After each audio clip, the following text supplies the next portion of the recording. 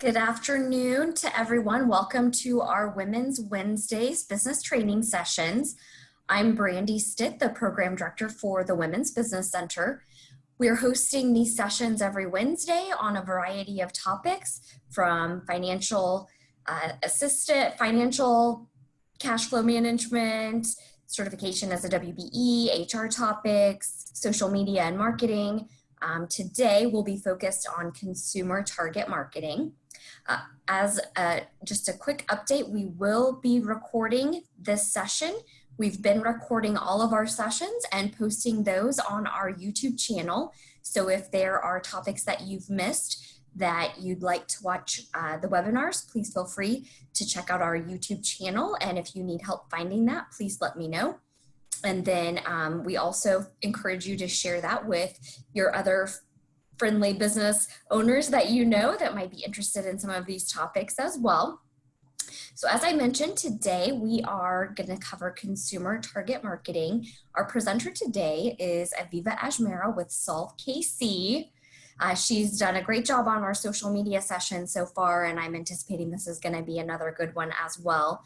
You should have all received an email from me with the worksheets that Aviva created for you to use during the work sessions that will be coming up as part of this. If you did not receive those, please let me know and I will resend that to you. You can just put that in the chat box and I will email that to you as soon as I possibly can so that you have those. So at this point, I'm going to go ahead and hand it over to Aviva. Thank you, Brandy. Hi, everyone. I see a lot of familiar faces from our social media series. It's always really awesome to see everybody again, and thank you for joining. I would also concur what Brandy said about a lot of the great classes at WBC. I know I've taken a few of them, and I've got a few signed up for the future, and I'm really looking forward to them. Well, for those of you that I don't know, I am co-founder and CEO of Solve KC. I have been giving a version of this consumer targeting class for the last 5 years, all over Kansas City to small and medium-sized businesses and also to nonprofit organizations. And every single time I give this class, business owners come up and share with me how enlightened they are with just the simplicity and the focus of what they learn. Solve KC has both B2B, which is business to business, and B2C, business to consumer clients across many different industries. And we do a lot of strategic planning and implementation work for our clients, but we also do a lot of integrated marketing, innovation, and product development work for them. And common to all of this work is being able to fully define and understand who your consumer or customer target is. Because without this clarity, all of your efforts and all of your marketing spend will just never be as effective. So my hope for you today is that when you leave, you'll have some new tools for yourself, but also for your team. As Brandy said, this is being recorded and we did provide some worksheets that you can take back and work more thoroughly with your team so that you all can figure out together who your customer target is and how to understand them. And part of the reason we're doing this with this series is we are acutely aware that given COVID-19, some of your clients' needs have changed. So we are going to be talking about that. And as a result, you may have lost some consumers or customers, but you might have also gained some. But understanding how their mindset has shifted is going to be really important for you so that you can market to them most effectively. Okay, so I'm just going to go ahead and get started. I always like starting with a few more lighthearted slides before we get into the heavy duty stuff. And I would love for you all to just type into the chat. I'm going to show you some pictures and tell me if you think that they are a marketing fail or a marketing win. And Brandy's got visibilities to the chat, so she can go ahead and call out what people are saying. But these are two kind of funny examples, both from grocery stores. So the first one is all about pricing. Save $1, but in reality, it's really only 50 cents. And then the one on the bottom right is just funny. It's just a typo. But again, attention to detail. I don't know that these guys would have passed. Here are two other examples. We've got, again, some funny billboards. Come check out our stool samples. And then for Austin OBGYN, I wonder how they're going to accomplish this. But again, we saw this and it kind of just made us chuckle. Here's a few more from Taco Bell. Free tacos yesterday. And then Pizza Hut. Their big marketing message is we have pizza. And then two other kind of funny ones. We've got this chalkboard example. Buy any 2 drinks and pay for them both. Again, just very lighthearted and funny. And then this billboard says always open, but they're actually closed. So just a little bit of lighthearted funny before we dive into everything. Okay, so here's what we're going to talk about. We're going to start with how you go about defining your target. And I'm going to share with you a recent McKinsey survey. It literally just came out last week on 12 trends that are impacting growth. And then we'll talk about what actually is a consumer target. And then we will share some examples to help kind of bring it to life.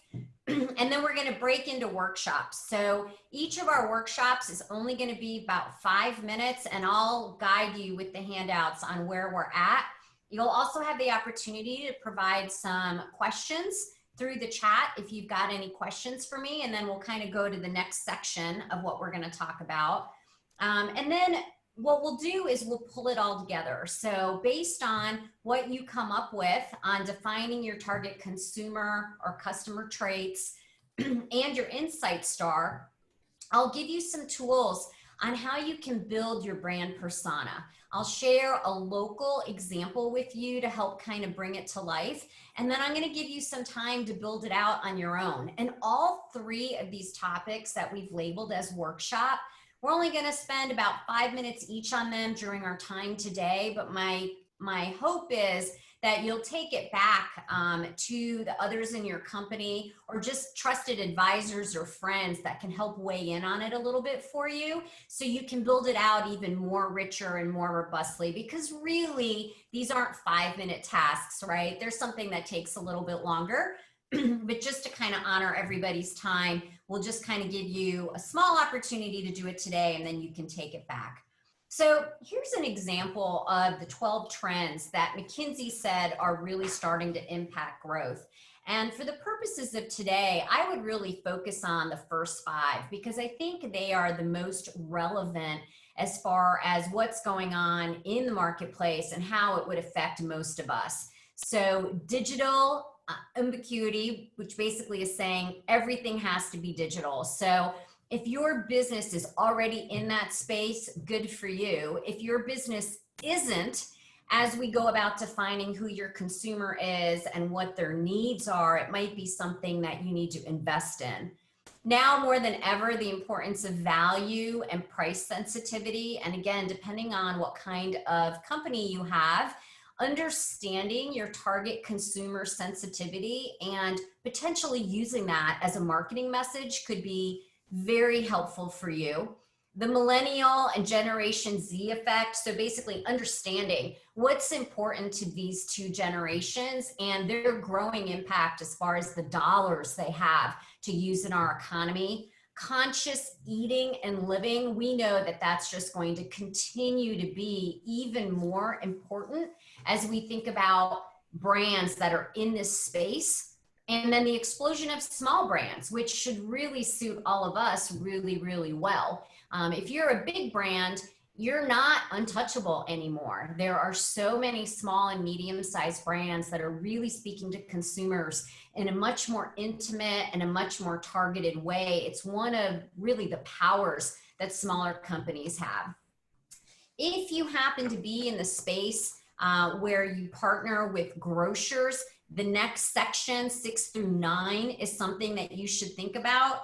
And then you can just kind of glance down the rest of this. I didn't see 10, 11, and 12 to be as much of an impact just in general, but also for those of us that are joining today. Okay, so I'm curious to know, How many of you know who David Ogilvy is? He's really the guru of modern day advertising. And he's got this very famous quote that says, consumers don't think how they feel. They don't say what they think, and they don't know what they say. So in other words, you can't count on your consumers to tell you exactly what they want or even how you can best message to them. And that's really your job. And those are the things that we are going to be talking about today.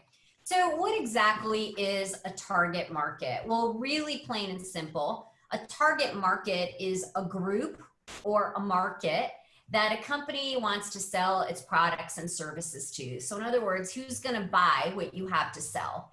And as I said from the beginning, and I'll keep saying, it is absolutely essential to be able to identify your target market as you develop your marketing plan.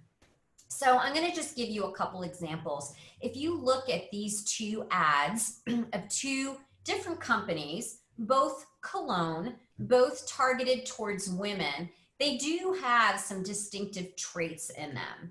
So Pleasures by Estee Lauder is really more about freshness and being outdoors. It's a little more youthful, a little bit more wholesome. It's detected in their choice of color, but also just the background and the scenery. And then we've got our Heavenly example, which is a little bit different. So again, a little flirty, a little youthful, with a little more sex appeal. And you can just see how these key words really drove how they did some of their advertising. So here's another two food examples. So we've got Burger King and we've got Chipotle. And they're different. So Burger King is really focusing on the size. We know that they're all about convenience. They are an iconic fast food brand competing with another iconic fast food brand. And they're really kind of seen more as the fast food brand of our parents. Then we have Chipotle, health focused. It's the non-burger, fresh food.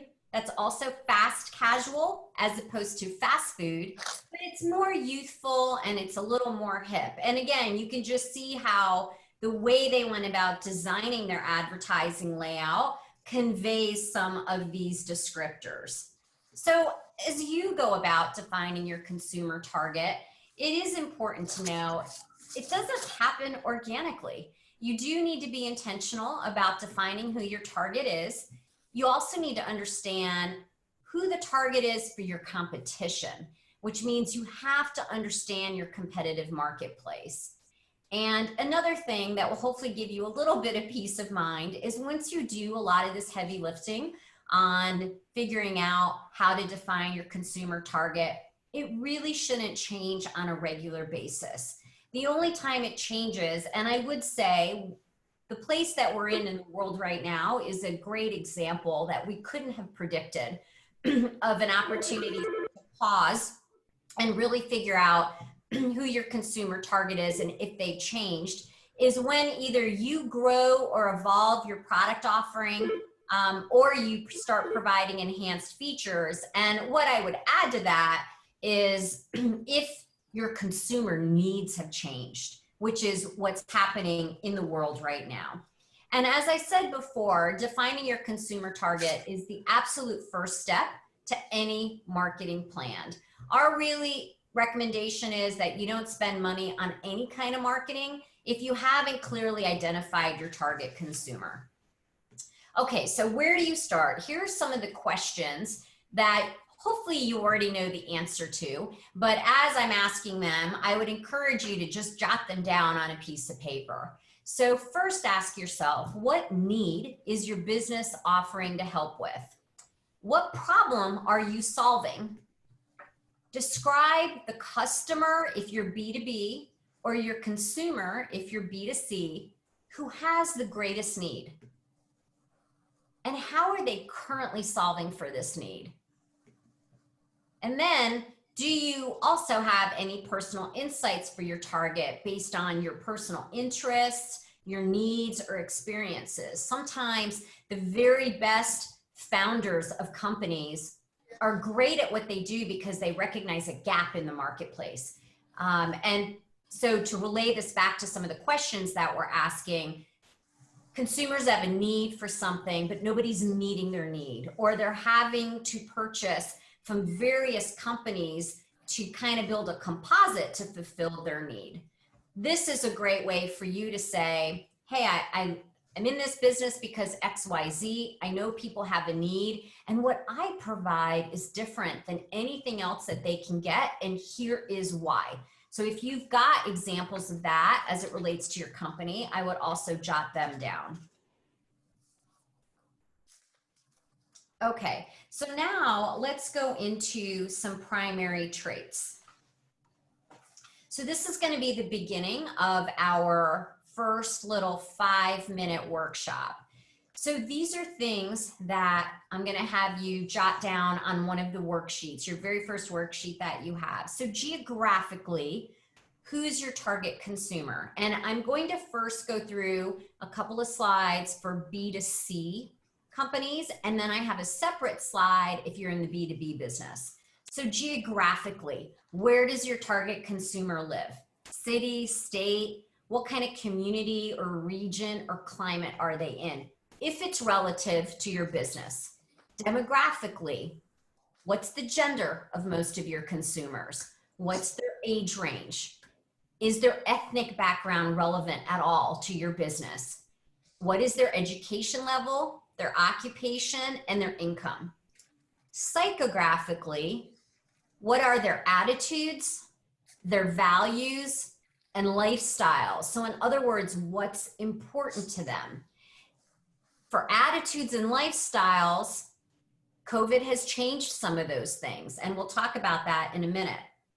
And behaviorally, are they loyal to certain products? And if so, what are they? And do they have brand loyalty? And if it's not to you, again, understanding who your competitors are, note some of the big players that your target consumer might have some kind of loyalty to. So sometimes you can just answer these questions on your own or with your team, but sometimes you need to have some qualitative or quantitative research to further illustrate or bring to life who this target consumer is. If that's the case, more and more we're seeing this done through little groups. You can gather a group of your friends together or a group of your existing consumers together, or if you've got a really specific question, just go ahead and throw it into the chat and I'll try to answer it. Okay, so a couple things to think about as you think about how COVID has affected your target consumer. We know that COVID has created some new psychographic traits. And while some of these are going to be with us through the end of this year, we also all know that some of these are going to be lasting and way beyond 2020. So here are some things to think about as they relate to your business. Do your target consumers have the fear of in-store shopping? The need for masks and wipes and hand sanitizer, how does that play into your product? Providing adequate distance between consumers or using new hours for at-risk consumers. These are all things that we're starting to see at retail. Does any of that pertain to your business? There's also higher concern about potential job loss or job furloughs. There's general uncertainty about the future, what the future will bring. And as we all know, I think most of us thought shelter in place, social distancing, et cetera, was going to be a 60, 90-day max situation. And we know now that we don't know when it's going to end. And so for some people, it creates a lot of anxiety. Does that factor in at all to the mindset of your target consumer? There is a renewed focus on basic family and your personal needs. And work from home, while it provides a lot of flexibility, more and more what we're seeing is people are getting a lot of, so to speak, cabin fever from working from home. So does that in any way impact your target consumer? I'm now going to shift to secondary traits. So this is still for B2C businesses. And the reason I like these traits is I feel like they just kind of peel that onion a little bit more. They dig in a little bit deeper to give you more of a build out of who your target consumer is. So from a social standpoint, what are their interests and their hobbies? What do they do for recreation and entertainment? From a personality standpoint, are they early adopters? Are they risk takers? Are they tech savvy? If it pertains to your company or the product that you make, this would be important to understand so you know how to target and message to them. And then from a life stage standpoint, where are they? Are they single? Are they newly married? Are they new parents or empty nesters? How big is their household? So as I said, these traits coupled with the primary traits will then start to really reveal your true customer need and really kind of crystallize and sharpen the focus on who your target consumer is. Okay, now I'm going to shift to B2B. So if you're a company that provides products or services for other businesses, here are some of the things that you would think about. So demographically, define the industry that you're in and that your customer is in. And again, where are they located? Is it locally? Is it regional, national? Maybe it's even international. And how big are they? Not only from a revenue standpoint, but from a number of employees standpoint. Situationally, what's the timing of their need? Is it something that is very predictable and balanced, or is it kind of always a last minute type of thing? What are your customers' financial goals and what are their business objectives? And then where are they in their growth cycle? Are your customers startups? Are they small, medium, or large? And who is your competition, but also who is their competition? So what are the threats to their business? Really important to know, especially if you provide a service or a product that will help them be stronger within their own competitive marketplace. From an operations standpoint, are they a manufacturer? Are they a retailer or seller? Are they a third-party rep? And what is their sales cycle like? Is it 1 week, 4 weeks, 3 months, 6 months, 12 months? All of that is important to know so that you understand how you fit in to everything that they're managing. And then who's their target consumer or customer? What is the demographic of who they're selling to? And who are the key influencers and decision makers that buy their product? And on this one, I realize it can be a little bit tricky because it's not the end user always. So if you don't know the answers, ask your customers and they can help you with that. So I'm about to move into the first 5-minute break for you to begin to fill out your either consumer or customer traits. Brandy is going to help me manage the chat because I can't see it when I share my screen. So if anybody has questions, I would love for you to start putting them into the chat. And in the meantime, I'm going to start our timer for 5 minutes just to give you a chance to start to jot down some of your thoughts.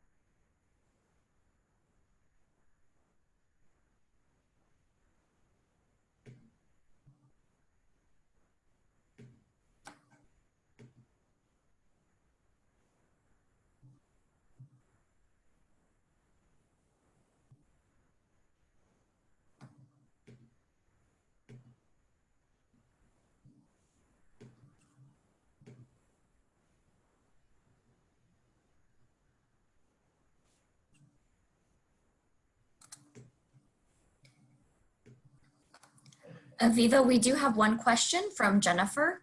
Awesome. Should there be any difference in approach to defining a B2B customer if the product is an intangible, like a service? No, there shouldn't be. So a service versus a product, it would be the same.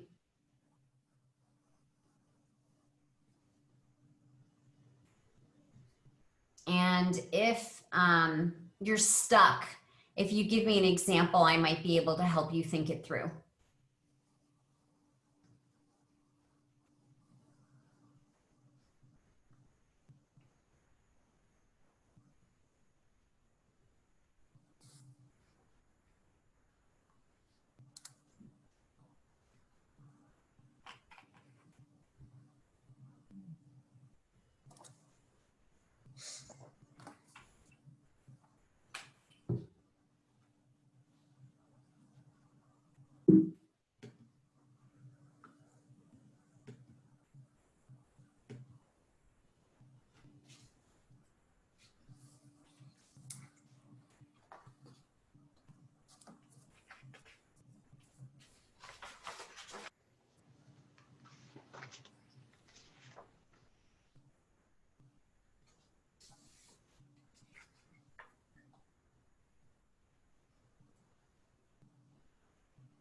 So this is the slide that the B2C folks will be working off of. And then this is the slide that the B2B is working off of. I apologize. I went to break a little before my Coca-Cola example, but I can circle back on that. Aviva, we are not seeing the slides. It's just your Zoom prompt page. Oh, okay. Let me see what's going on. Because on my side, it's saying that I'm screen sharing.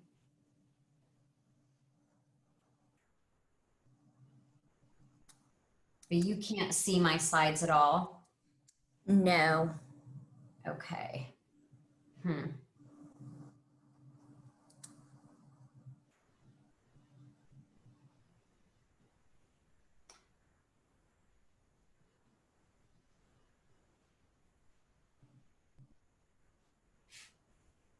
So let me stop sharing and then try again.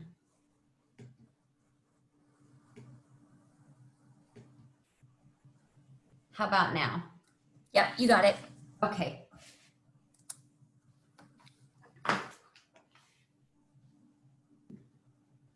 So we just have about 30 seconds left. I promise not to leave you in work time for too long.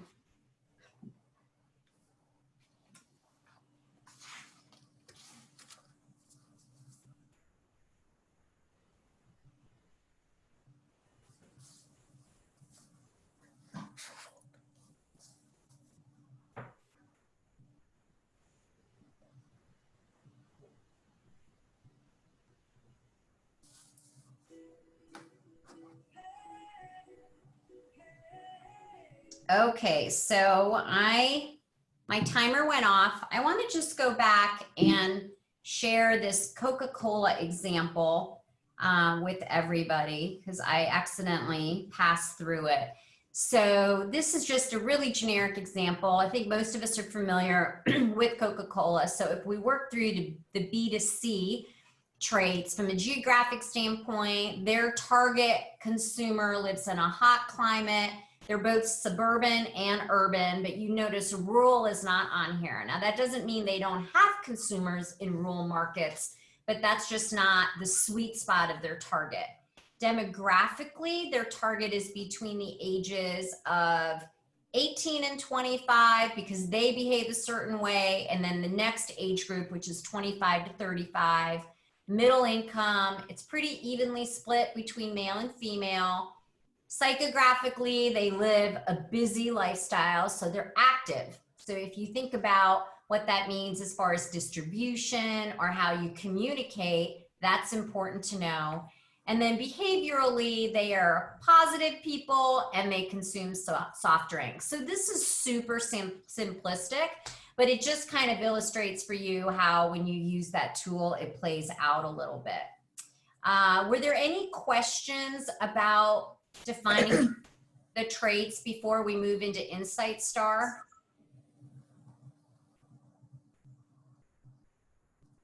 Okay, I'm gonna go ahead and move. So that's the first piece.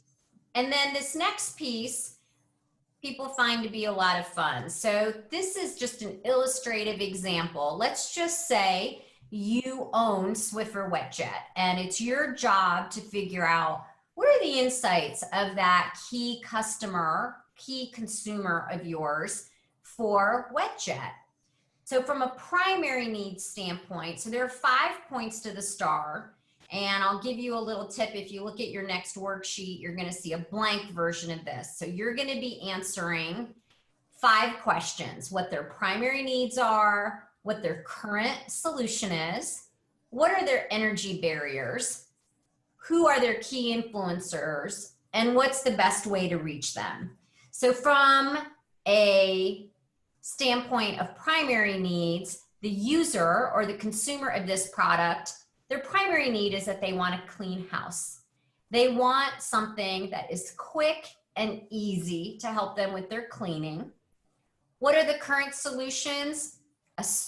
Either a broom or a bucket of water or a mop or a vacuum. What are their energy barriers with their current solutions? There are lots of steps with a sweep and a mop, and cleaning a mop also takes a lot of time. So it's the after effect. Who are the key influencers that help them decide what kind of a cleaning product to use? Friends, family, even other moms. And then what's the best way to reach them? Advertising, and what ways? So TV, magazines, now more and more, everything is social media as well. Coupons, so give them an incentive. So not only do you introduce them to the product, but you give them a monetary incentive to go try it. And then obviously blogs. Blogs are increasingly more popular.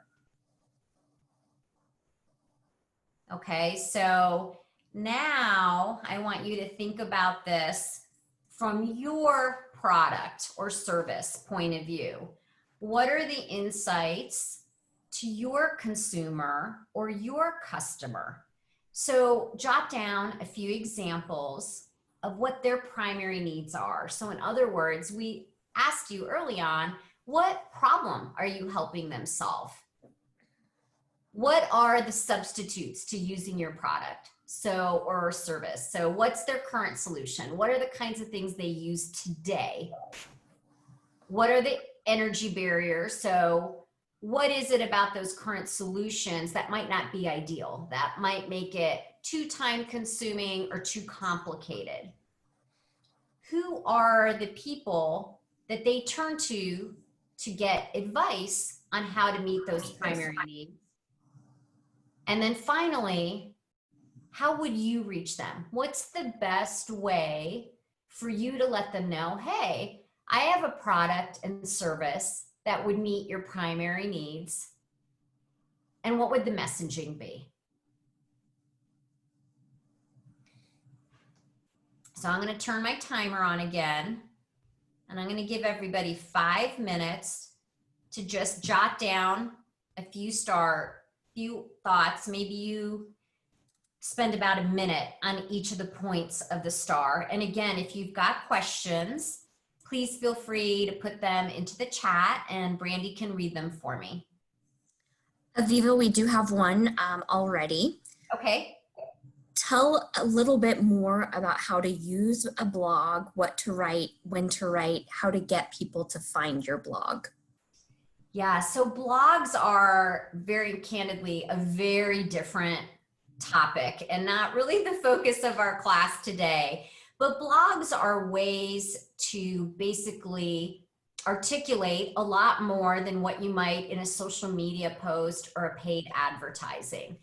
They're kind of like articles. Sometimes they can be kind of testimonial-like, but it's a way for you to basically give proof points about your product or service.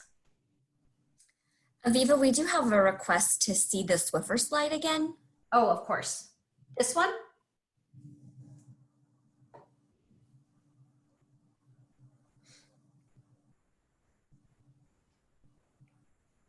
Yes. Okay, great.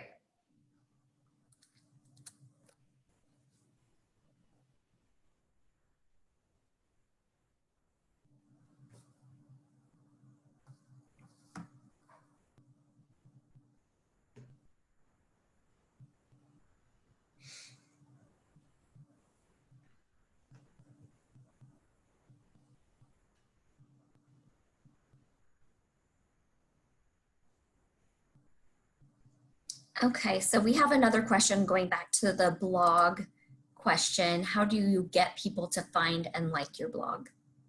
So for blogs, the best way and what I've seen most effective is to just communicate that it exists. So what I would do is research what the best kind of software services are for housing your blog. And then you can either generate an email to people that sign up so they know that a new blog has been posted. You can also post the fact that you've got an update or a new blog on Facebook or LinkedIn and provide a link so that people can follow it that way.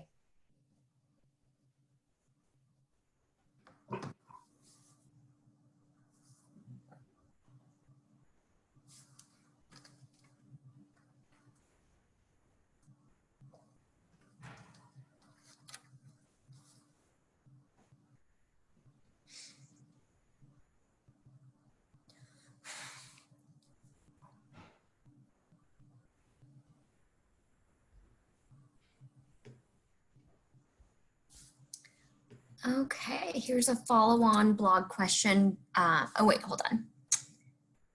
What kind of soft services are there for blogs? Yeah, I would just research that. I am not a blog expert, but there are those that are. And if you want to include your email in the chat, I can try to send some information since it's kind of out of the scope of what we're talking about today.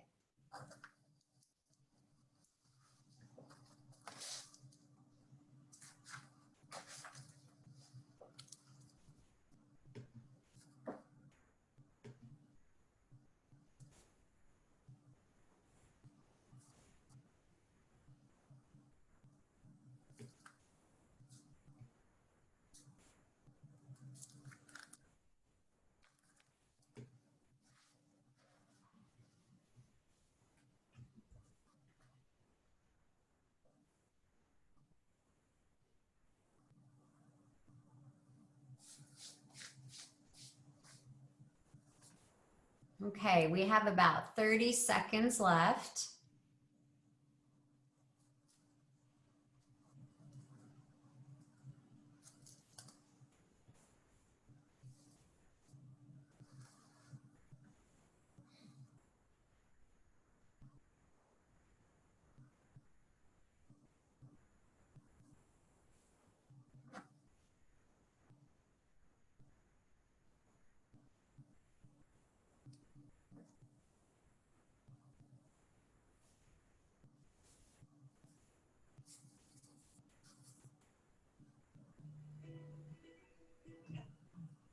Okay.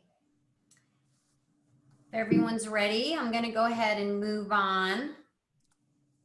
So now you've done two critical pieces to begin building your target consumer brand persona.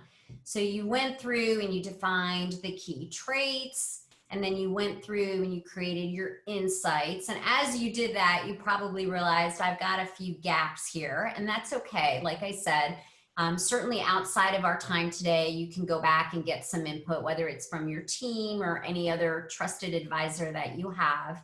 But this next step, we're going to start to pull it all together, okay? So I'm going to just build on the Swiffer wet jet example. So here, we're going to meet Megan, okay? So here's an example of who the target consumer is for Swiffer wet jet.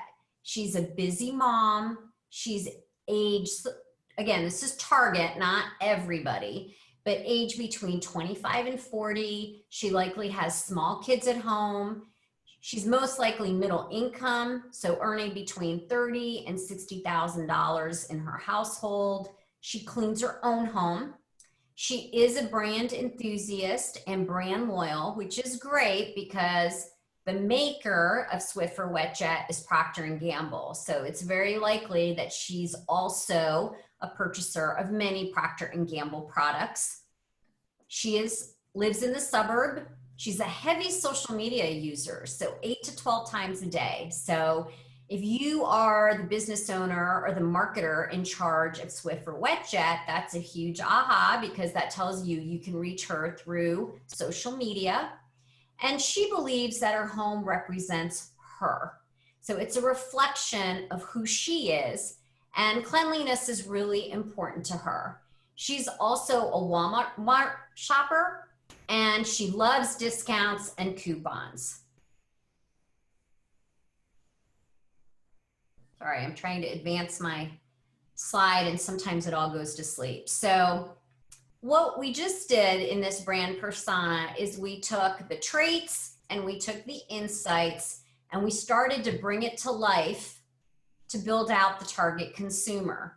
So just by using these examples here, you can see how it can guide sales. It can guide what channels of distribution the product is sold in. It can guide marketing messaging and channels of marketing, and obviously also product development. So as an example, if you know that she's a brand enthusiast and brand loyal, once she finds something she likes, you know that it's going to be easier for you if you decide to make more products and services to get her to at least consider, if not purchase those, because she's already had a really good example with the Swiffer WetJet. And as many of you know, this product has been around a long time. And if you go into a Walmart aisle, Swiffer has a dozen or more other products that are all related to Swiffer that most likely anyone who purchases one of those items also owns several of those items, because all of them are meeting the insights that you worked up. So now I'm going to give you a local business example. So this is Holly. I don't know how many of you are familiar with Her Life magazine, but the owner of Her Life magazine attended one of my workshops several years ago. And she took the traits and the insight stars that we just worked together, and she brought it back to her team. And they were in a conference room and they put this up on a whiteboard. So she had the leadership of her team come together and they started answering all of these questions. And here's what they came up with. Their target consumer, her name is Holly. She is about 44 years old. She's married, she's got kids, and she's a homeowner. She's educated. Her household income is $150,000 plus. She has a pet. She's pretty savvy, so she likes to shop to keep up with the trends. She's into health and fitness. She is the buying decision maker in her household. She researches a lot. She's in charge of the family social calendar, and she is CFO of her household. Okay, so they took this example and they turned it into this. So something very formal that every single employee and every member of their sales organization now had a person that they were selling their magazine to. And that person is Holly. And you can see how they translated just kind of the casual stuff that they jotted down on a whiteboard into a very formal looking one-pager to then really feel like they knew who was on the receiving end of their ultimate product. Now, here's what's also important to notice, because some of you might be selling a service. So if you're familiar with any magazine, part of what you're doing for revenue is selling advertising. So they didn't say, they decided to focus on who the end user was, not the businesses that they were marketing to advertise. So what this did is it helped them figure out not only who their primary, but also who their secondary customer was, but also to understand what kinds of content they should have in their magazine. And we asked Tammy, how did that go? So this is Tammy, and she said she uses Holly with every potential and current client. And it was the biggest difference maker between her team and every other media outlet at a huge meeting that they had on a particular day with a client. They said they go back in and they update her image yearly, because if you think about it, while your consumer core doesn't change, there might be some enhancements to that profile that you can build out.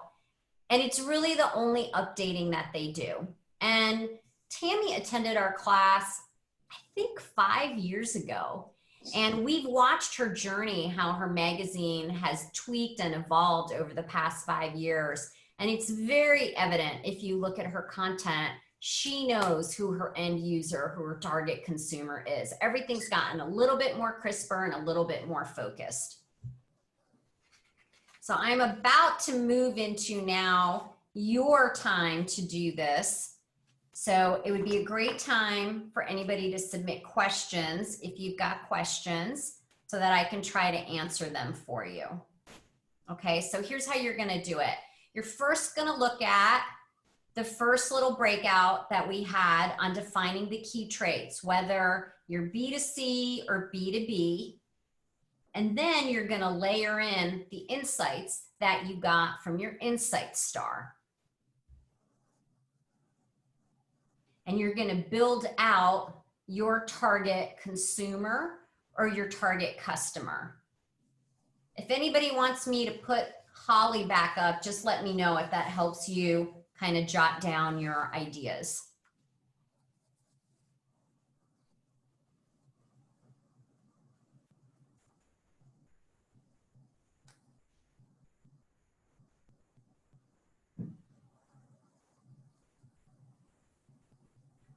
Okay, I just put 5 minutes on the clock.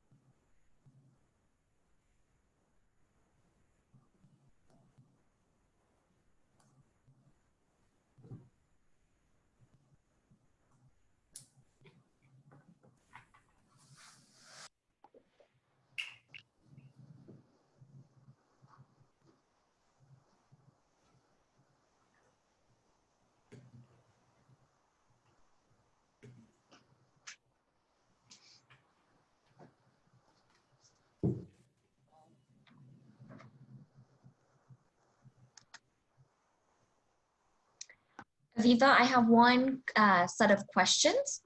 Okay. We have a smaller event space, 100% capacity. How many target consumers personas would make sense based on certain life events, or just focus on the target consumer persona more generally?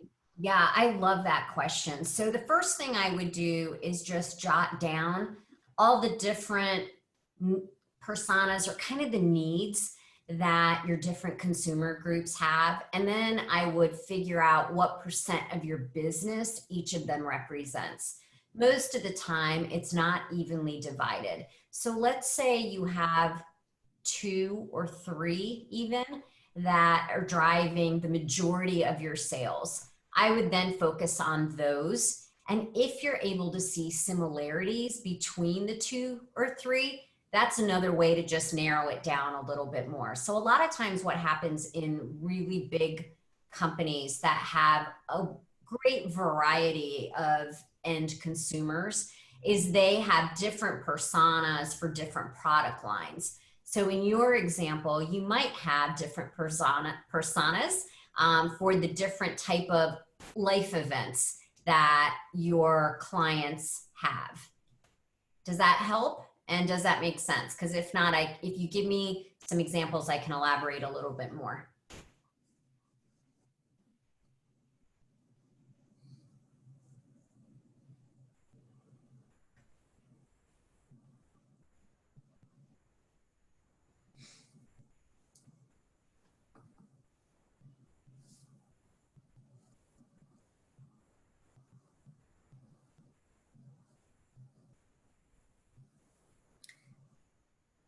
Aviva, her response is that makes a lot of sense. Our events range from baby showers to celebration of life and weddings.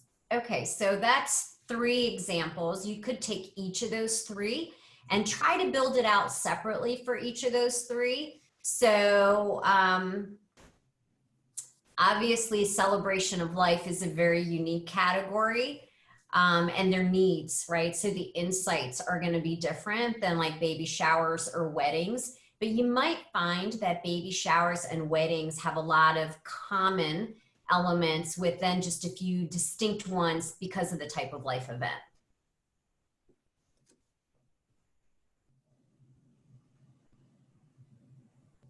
She also says with COVID, we have had to manage those impacts and it's been interesting to manage. Yeah, so I'm assuming rather than an event space, you know, two options. One is, are you able to provide your services virtually? So how can you still make it a joyful or a sentimental experience with maybe having a few people actually in your event space, but providing the service to have it be virtual. Another would be if you are trying to get people into your event space, all the ways that you socially distance, but understanding the fears that people have with COVID-19. How are you communicating all of your cleaning and sanitizing protocols, anything else? So even the use of pictures or video or testimonials might be really helpful on the back end as you're trying to help people kind of come over the curve of all of their concerns.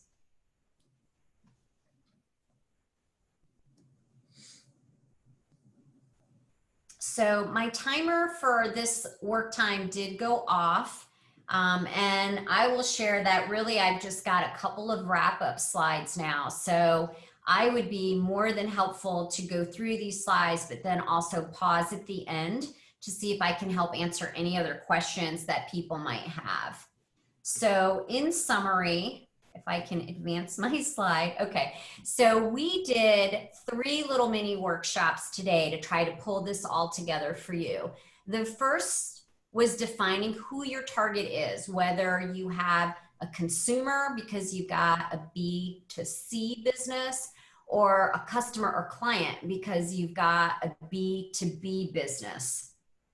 Then we spent a little bit of time building out your insight star. So really trying to understand what the needs are for your target consumer or customer, what substitutes or options they're using today, what they might not like about those options, who the key influencers are for them, and then how to reach them. And then finally, we just finished out building out your brand persona for your target consumer and your target customer.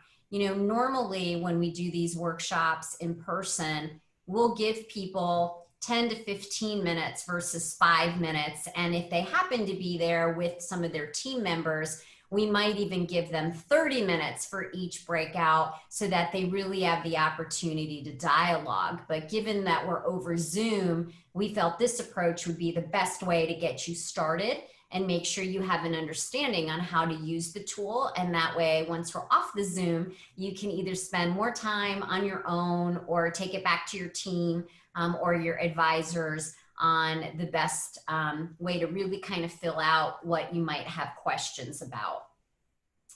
So as I move to my closing slide, I hope this was really helpful. I know we went through some content pretty quickly, but those tools, again, they should be something that you can build out much more thoroughly once we get off of our Zoom.